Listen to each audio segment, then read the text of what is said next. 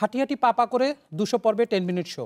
দর্শক, আপনারা আমাদের সঙ্গে ছিলেন সেই শুরু থেকেই, আমাদের সঙ্গে আছেন, থাকবেন এই কামনায় আজকের ২০০তম পর্ব শুরু করছি। আমি তানভীর সোহেল আছি আপনাদের সঙ্গে। আমাদের সঙ্গে আজকে আলোচনায় অংশ নিচ্ছেন ইন্ডিপেন্ডেন্ট টেলিভিশনের বার্তা প্রধান মামুন আবদুল্লাহ। মামুন আবদুল্লাহ, ২০০তম পর্ব আজকে 10 মিনিট শোয়ের। ধন্যবাদ তানভীর। নিঃশর্তে এটি একটি বড় সাফল্য, বড় অর্জন। একটা শো নিরবিচ্ছিন্নভাবে ২০০টি পর্ব শেষ করা কিন্তু যেন তেন কথা না। কারণ আমি জানি এই শোয়ের পেছনে আপনার অনেক প্রস্তুতি দরকার হয়, অনেক ধরনের রিসোর্সেস মোবিলাইজ করতে হয় আপনাকে। এখানে শো শুধু করলেই হবে না, শো মানুষের কাছে গ্রহণযোগ্য হচ্ছে কিনা সেটাও দেখার বিষয় আছে। আমরা দেখেছি এই ২০০ পর্বের মধ্যে অনেকগুলো পর্ব সোশ্যাল মিডিয়াতে ব্যাপক আলোড়ন সৃষ্টি করেছে এবং সেই হিসাবে বলা যায় আপনার শোটা সার্থক হয়েছে, এটা আমরা নিশ্চিন্তে বলতে পারি। এখন জন্ম সনদ দিয়ে খোলো বিকাশ স্টুডেন্ট অ্যাকাউন্ট, নিজের বিকাশ নিজে কর। 10 মিনিট শোটা মানুষ নিয়েছে, দর্শক নিয়েছে এবং ভালোভাবে নিয়েছে। ধন্যবাদ।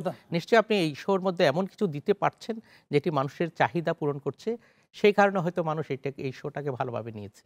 ধন্যবাদ আমাদের শো সম্পর্কে আপনার এই ইসের জন্য। আপনিও আমাদের অনেকগুলোতে শো ছিলেন এবং আপনাদের বক্তব্যই আসলে শোগুলোতে কয়েক লক্ষ, কোনোটা 4-5 লক্ষ পর্যন্ত ভিউ হয়েছে, যেটি নিশ্চয়ই দর্শক গ্রহণ করেছে বিধায়ী এটা আসলে সম্ভব হয়েছে। তো আজকের যে বিষয়, আপনি জানেন যে সারা দেশে এক ধরনের একটা আন্দোলন চলছে, কোটা বিরোধী আন্দোলন চলছে। তো কেমন দেখছেন এই আন্দোলন, কি তার সঠিক পথে আছে বলে আপনার মনে হচ্ছে? দেখুন, কোটা বিরোধী আন্দোলন এটি একটি নতুন আন্দোলন না। এই ধরনের আন্দোলন আগেও হয়েছিল। এটার জন্য আমাদের প্রধানমন্ত্রীকে নির্বাহী আদেশে কিছু সিদ্ধান্ত দিতে হয়েছিল। যে বিষয়টা দেখা যাচ্ছে ছোট থেকে বড় হয়ে যাচ্ছে ক্রমশ, এটাকে থামানো উচিত। এটাকে না থামালে সেটা আমাদের জাতীয় জীবনে এক ধরনের বিপর্যয় নেমে আসতে পারে। যেটি আমরা দেখেছি, আজকে সাধারণ মানুষ রাস্তাঘাটে হাঁটতে পারছে না, বিভিন্ন রাস্তায় ব্লকেট হয়েছে। ঢাকা, চট্টগ্রাম, রাজশাহী, খুলনা, সারা দেশে এক ধরনের নৈরাজ্যকর পরিস্থিতি সৃষ্টি হয়েছে। মানুষ নিরাপত্তাহীনতায় ভুগছেন। তো এই অবস্থা বেশি চলতে দেওয়া যায় না। সরকার থেকে নিশ্চয়ই কঠোর পদক্ষেপ নেওয়া হবে। আর কোটার বিষয়টা যেটি বলছিলেন, দেখুন, কোটা কিন্তু আমাদের সংবিধানে কোটার বিষয়টি আছে। এটি কোনোভাবে কোটা ছাড়া চলতে পারে না যতক্ষণ না পর্যন্ত আমাদের এই সংবিধানের ২৯ অনুচ্ছেদ ঠিক না করা হবে, সংশোধন না করা হবে। সুতরাং কোটা যে থাকবে, সংবিধান আমাদের মৌলিক অধিকার এবং আমাদের সংবিধান অনুসরণ করে যে কোনো রাষ্ট্রপ্রধানকে, সরকার প্রধানকে অনুসরণ করে চলতে হয়। দেশের মানুষও সেটি মানে। তো যেহেতু আমাদের সংবিধানে কোটার বিষয়টি আছে, সেটি আমাদের মানতে হবে। কোটা টোটালি বাতিল করে দেওয়ার কোনো সুযোগ এখানে নেই। সেই হিসাবে তাহলে এই কোটাটা কিভাবে ইমপ্লিমেন্ট হবে সেটি একটি আলোচনার বিষয়। সেটি আলোচনা হতে পারে, সেটা নিয়ে পরামর্শ নেওয়া যেতে পারে। কিন্তু তার আগে এটা নিয়ে হইচই বাঁধিয়ে একটি অস্থিতিশীল নৈরাজ্যকর পরিস্থিতি নিশ্চয়ই সেটি কারো কাম্য নয়। কারণ এদেশের মানুষ শান্তিপ্রিয় মানুষ, মানুষ শান্তি চায়। দেশের বেশিরভাগ মানুষ স্বস্তিতে তার জীবনযাপন করতে যায়, স্বাভাবিক জীবনযাপন করতে যায়। সেখানে যদি বাধাগ্রস্ত হয়, স্বাভাবিক মানে মানুষের মনেও এক ধরনের উদ্বেগ, উৎকণ্ঠা, আতঙ্কের সৃষ্টি হয়েছে, যেটা আমরা আজকে এই পর্যন্ত দিনের বেশিরভাগ সময় পার হয়ে গেছে, এই সময়ের মধ্যে আমরা দেখতে পেয়েছি। বিশেষ করে দুই পক্ষ যখন মুখোমুখি রাস্তায় অবস্থান নেই, সড়কে অবস্থান নেই, কোনো জায়গায় অবস্থান নেই, তাহলে মানুষ অসহায়, নিরীহ মানুষের অসহায় হয়ে পড়ে। সেটি আমরা দেখেছি। আমরা খবর পেয়েছি একটি ছাত্র মারা গেছে, একজন ছাত্র বগুড়াতে মারা গেছে। এটা নিঃসন্দেহে একটি দুঃখজনক বিষয়। এটা কখনো আমাদের কাম্য হতে পারে না। আর আন্দোলনে এই ধরনের নৈরাজ্য কোনোভাবেই কাম্য হতে পারে না। একটা বিষয় যে আপনি বলছিলেন যে আন্দোলনের নৈরাজ্য বা যে কোনো সহিংসতা কোনোভাবে কাম্য হতে পারে না। তো আমরা কিন্তু শুরুতে দেখলাম যে কোটা আন্দোলনটা এক ধরনের শান্তিপূর্ণভাবেই হচ্ছিল। সরকার খুবই ধৈর্যশীল এবং পুলিশও সেই রকমই আচরণ করেছে। রাস্তা সড়ক আটকে কর্মসূচির পরেও কিন্তু কাউকে বাধা দেওয়া হয়নি। তাহলে এই যে হঠাৎ করে সহিংস হয়ে গেল একটা শান্তিপূর্ণ আন্দোলন, এটা কি আসলে অ্যাভয়েড করা যেত কোনোভাবে? দেখুন, আন্দোলন হচ্ছে, কারা করছে সেটা এখন এত বেশি বিস্তৃত হয়েছে, এটা এখন চুলছাড়া বিশ্লেষণ করার কোনো সুযোগ নেই। দেখুন, আমাদের মুক্তিযুদ্ধের চেতনায় লালিত একটি দেশ। এই দেশের মানুষ অনেক ত্যাগ, তিতিক্ষা, সংগ্রাম এবং রক্তক্ষয়ের পর আমাদের নিঃসন্দেহে। দেশটি স্বাধীন হয়েছে। সেহেতু মুক্তিযুদ্ধের চেতনাকে আপনাকে ধারণ করতে হবে, লালন করতে হবে। যে মুক্তিযুদ্ধের কোটা, এখন কোটা কাদের দেয়া হচ্ছে? একটা প্রশ্ন এসছে, একটা স্লোগান শোনা যাচ্ছে, মেধা নয় কোটা।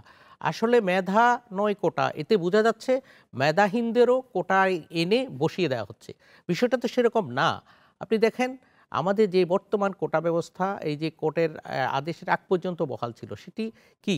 সেটি হচ্ছে 44% সরাসরি পরীক্ষার মাধ্যমে নেওয়া হবে, আর 56% কোটায় দেওয়া হবে। কোটায় কাদের দেওয়া হচ্ছে?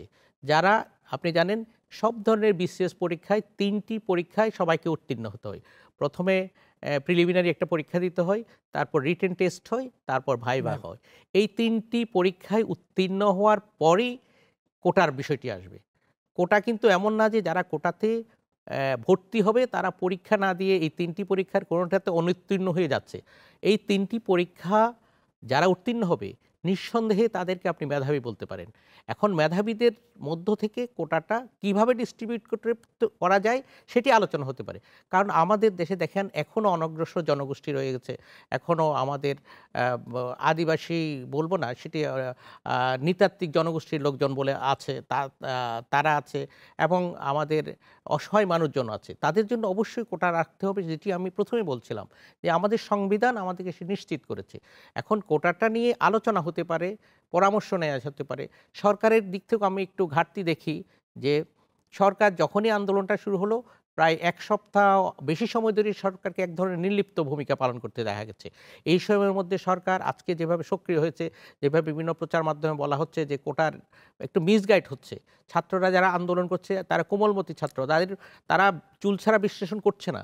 আমি নিশ্চিত যারা আন্দোলনে রাস্তায় নেমেছে তাদের অনেকে জানেন না যে মেধাহীনদের নয়, মেধাবীদের নিয়েই কোটা দেওয়া হয়। এই বিষয়টা যদি জানতো তাহলে তারা হয়তো এত দল বেঁধে রাস্তায় নামতো না। এই জিনিসটা আমাদেরকে সরকার থেকে স্পষ্ট করতে হবে, আমাদের গণমাধ্যমকেও মানুষকে সচেতন করতে হবে, কারণ আমাদেরও একটু সামাজিক দায়িত্ব আছে। এই দায়বোধ হলো যে কাঁধের আমরা কোটায় দিচ্ছি, অবশ্যই মেধাহীনদের না, আমরা মেধাবীদের থেকে কোটা নিচ্ছি। এবং কোটা যেহেতু আমাদের সংবিধানে আছে, এই বিষয়টাকে কিভাবে ইমপ্লিমেন্ট করা হবে সেটি সরকারকে দায়িত্ব দেওয়া আছে, সরকার এটি ভাগ ডিস্ট্রিবিউট করে দেবেন। এবং আমি মনে করি যে এটা বিষয় নিয়ে দ্রুত আলাপ আলোচনার মাধ্যমে বিষয়টির মীমাংসা করা উচিত।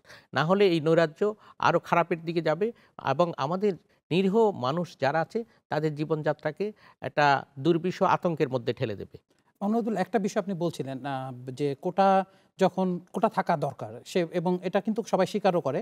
যখন আপনি বলছিলেন যে এই আন্দোলন নতুন নয়, 2018 সালের থেকে এই আন্দোলন তখনও কিন্তু কোটা সংস্কারের কথাই বলা হয়েছিল যে 56% কোটা সেটা সংস্কার করে একটা যৌক্তিক অবস্থানে নিয়ে আসা। এখন দীর্ঘদিন এটা সব দেশেই হয় যে কোটাকে রিভিউ করায় মাঝে মাঝে, কিন্তু আমাদের তো কোটা যখন ওই সংস্কার চাইলো তখন কিন্তু কোটা বাতিল করে দেওয়া হলো।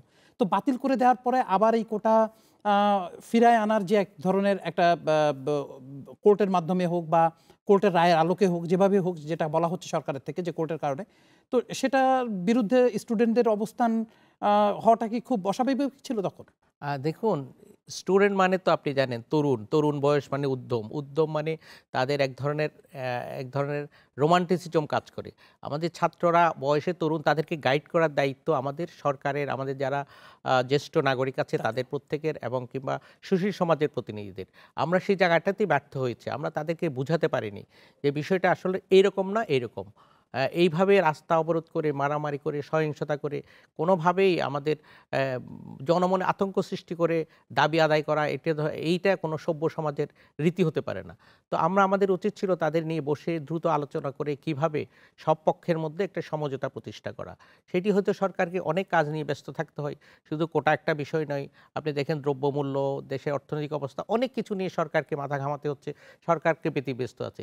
তো কোটা নিয়ে যারা আজকে আন্দোলন করছে তাদের উচিত ছিল তাদের বিভিন্ন দাবি দেওয়া সরকারের কাছে বিভিন্নভাবে উপস্থাপন করে এটা যৌক্তিকভাবে আলোচনার মাধ্যমে, যখন বারবার আলোচনা ব্যর্থ হতো তখন যাওয়া যেত। আর যেটি বলছেন এখন কোর্টের মধ্যে যেহেতু চলে গেছে, এখন কোর্টে যেহেতু কোনো না কোনোভাবে গিয়েছে কোর্টের কাছে, এখন কোর্ট থেকে চূড়ান্ত রায় না হওয়া পর্যন্ত তো আপনি কোনো সিদ্ধান্তে আসতে পারবেন না। কিন্তু একটা কোর্টের কাছে যাওয়ার কথা ছিল না, কিন্তু যেহেতু কোনো না কোনোভাবে গেছে, কোর্ট বিষয়টাকে নজরে নিয়েছে। এখন আপনি দেখেছেন আমাদের সরকারের পক্ষ থেকে লিভ টু আপিল আবেদন করা হয়েছে হাইকোর্টের রায়ের বাতিল সেটার বিরুদ্ধে। এখন লিভ টু আপিলটা যত তাড়াতাড়ি নিষ্পত্তি হয় আমার মনে হয় সেটি সবার জন্য মঙ্গলজনক হবে। আপনি একটা দারুণ কথা বলছিলেন যে তাদের সাথে আলোচনা করা বা তাদের বুঝানো দরকার ছিল, যেহেতু তারা বয়সে তরুণ, তারা হয়তো অনেকে, কিন্তু আমরা তো দেখেছি আন্দোলনের পর থেকে কিন্তু কখনো তাদেরকে কেউ ডাকে নাই। জাস্ট সরকারের দিক থেকে বা মন্ত্রীদের দিক থেকে তারা ব্রিফ করছেন, বিভিন্ন জায়গায় ব্রিফ করছেন, কিন্তু তাদের ডেকে তো কখনো কেউ কথা বলে নাই। সেক্ষেত্রে সেইটি তো আমি প্রথমে বলছিলাম যে প্রথম দিন যারা রাস্তায় যখন নামলো তারপর দিন সরকার থেকে সিরিয়াসলি বিষয়টাকে দেখা উচিত ছিল। সরকারের মন্ত্রী কিংবা সরকারের বিভিন্ন পর্যায় থেকে বিভিন্ন টুলস আছে সরকারের, এই মেকানিজম ইউজ করে তাদেরকে ডেকে কথা বলা উচিত ছিল এবং সেখানেই থামিয়ে দেওয়া উচিত ছিল। আজকে প্রায় 10 দিন পর এসে তারা রাস্তায় সহিংসতা হচ্ছে। আরেকটা জিনিস দেখুন, ছাত্রলীগও গত পরশু রাতে গিয়ে তারা লাঠিসোঁটা নিয়ে রাস্তায় নেমেছে, এটা আমরা দেখেছি বিভিন্ন সামাজিক যোগাযোগ মাধ্যমে দেখেছি। এটি অস্বীকার করার কোনো জো নেই। ছাত্রলীগ হামলা করেছে, মেরেছে। গতকাল রাতে আমরা দেখেছি মেডিকেলের সামনেও সংঘর্ষ হয়েছে। তো এই বিষয়টা ছাত্রলীগের, আপনি বলতে পারেন ছাত্রলীগের মাথায় কেন এই বিষয়টা আসলো। আপনি জানেন আমাদের আওয়ামী লীগ যে দলটি আছে সেটি একটি মুক্তিযুদ্ধের চেতনায় লালিত দল। ছাত্রলীগ তাদের মধ্যে তারা মুক্তিযুদ্ধের চেতনা ধারণ করে লালন করে সরাসরি, যেহেতু তারা রাজনীতি করে। ডেফিনেটলি যখন আপনার স্লোগান উঠলো যে তুমি কে আমি কে রাজাকার, এই বিষয়টা তো যে কারো আপনার মনও লাগবে। যদিও বা একটা স্যাটায়ার ছিল ছাত্রদের, কিন্তু সেটা বুঝাতে হয়তো আমরা পারিনি, ছাত্ররা হয়তো পারেনি। তাৎক্ষণিক প্রতিক্রিয়া দেখা গেছে তারা লাঠিসোঁটা নিয়ে নেমেছে এবং এটা নামারই কথা, কারণ তাদের এটা সেন্টিমেন্টে লাগবে। আপনি যদি একটা মতাদর্শ ধারণ করেন আপনারও সেটা লাগবে। তো সেটা লেগেছে এবং সেটা ছাত্রলীগ নিয়ে রাস্তায় নেমেছে। কিছু মারামারি হয়েছে দুই পক্ষের এবং ছাত্রলীগ বেশি পিটিয়েছে আমরা দেখেছি, কারণ তারা ক্ষমতায় আছে, তারা পারে। তো আমরা আশা করব এটি আর বেশি বিস্তৃত হবে না। সরকার দ্রুত সময়ের মধ্যে বিষয়টি হস্তক্ষেপ করবেন এবং এই ধরনের সহিংসতার বদলে আলাপ আলোচনার মাধ্যমে দ্রুত বিষয়টি নিষ্পত্তি হবে, এটি আমরা আশা করছি। ছোট্ট করে জানতে চাই, কারণ আমাদের 10 মিনিট শো প্রায় সময় একটা স্বল্পতার ব্যাপার। সেটা হচ্ছে আপনি আন্দোলনের শান্তিপূর্ণ আন্দোলনের কথা বলছিলেন এবং এটার একটা জরুরি সমাধান, জরুরি শান্তিপূর্ণভাবে সেটা আপনি বলছিলেন। কিন্তু দেখা যাচ্ছে যে এখন কিন্তু সরকারের মন্ত্রী, পুলিশ থেকে বলা হচ্ছে যে ব্যবস্থা নেওয়া হবে, আইন অনুযায়ী ব্যবস্থা নেওয়া হবে। কেউ কোথাও দাঁড়ালে বা মানুষকে কোনো ঝামেলায় ফেললে তাদের জানমাল নিরাপত্তার জন্য সেই ব্যবস্থা নেওয়া হবে। তাহলে কি সরকার শক্তি প্রয়োগের মাধ্যমে সমাধান দেখছে নাকি শান্তিপূর্ণ, কি মনে হচ্ছে? এটি ধরুন এই শক্তি প্রয়োগের দিক থেকে না দেখলেও মনে হয় আমাদের ভালো হয়, কারণ আমি সাংবাদিক, আমার দায়িত্ব হচ্ছে সাংবাদিকতা করা। আপনি পুলিশ, আপনার দায়িত্ব হচ্ছে দেশের আইনশৃঙ্খলা পরিস্থিতি যাতে অবনতি না হয়, যাতে সুরক্ষা হয়, নাগরিকের নিরাপত্তা যাতে নিশ্চিত হয় সেই বিষয়টা দেখা। এটি আপনি যখন আইনের প্রয়োগ করতে যাবেন ঠিক তখন দেখবেন, আমি সাংবাদিক হিসেবে যখন একটি ঘটনা তুলে ধরি কারো না কারো পক্ষে যায়, কারো না কারো বিপক্ষে যায়। যার বিপক্ষে যাচ্ছে সে বলছে যে আমার উপর অত্যাচার করা হচ্ছে, অনাচার করা হচ্ছে, আর যার পক্ষে যাচ্ছে সে বলছে না আমার পক্ষে লিখেছে, ভালো লিখেছে সাংবাদিক। ঠিক তেমনি পুলিশের ব্যাপারও আমরা বলতে পারি যে পুলিশেরও দায়িত্ব হচ্ছে আইনশৃঙ্খলা পরিস্থিতি যাতে অবনতি না হয় সেদিকে নজর রাখা, এবং সেদিকে নজর রাখতে গিয়ে তাদেরকে দায়িত্ব পালন করতে হবে, কোথাও বল প্রয়োগ করতে হবে। এটা পুলিশ তো আলোচনায় যাবে না, যাবে সরকার। পুলিশ যখন দেখবে জনগণের যাতায়াতের পথে প্রতিবন্ধকতা সৃষ্টি করা হয়েছে, সেই প্রতিবন্ধকতা অপসারণ করাই পুলিশের দায়িত্ব, এবং সেটিকে করতে গেলে অবশ্যই বল প্রয়োগ করতে হবে এবং সেখানে সংঘর্ষ হবে, সহিংসতা হবে, এবং সেটি হচ্ছে। তো এই সহিংসতার পর্যায়ে না যায় তার আগেই আমাদেরকে মনে হয় সবাইকে থামিয়ে দেওয়া দরকার, কারণ প্রত্যেক জাতিকে একটা থামানোর একটা জায়গা আছে, এবং থামানোর একটা জায়গা ঠিক করে নিতে হয়, না হলে আমাদের জাতীয় জীবনে একটা বিপর্যয় নেমে আসবে। ধন্যবাদ মামুন আব্দুল্লাহ আমাদের সাথে যোগ দেওয়ার জন্য। আমরাও আশা করি একটা শান্তিপূর্ণ সমাধান এবং এই পরিস্থিতির উত্তরণ হোক এবং সবাই খুব শান্তিপূর্ণভাবে বসবাস করুক, সেই চাওয়া আসলে আমাদের সবার কাছে। ধন্যবাদ তানভীর। দর্শক, এই ছিল আমাদের এখনকার মতো আয়োজন। দেখা হবে পরের পর্বে। রবি থেকে বৃহস্পতি থাকুন ইন্ডিপেন্ডেন্ট ডিজিটালের সঙ্গে, থাকুন 10 মিনিট শো এর সঙ্গে।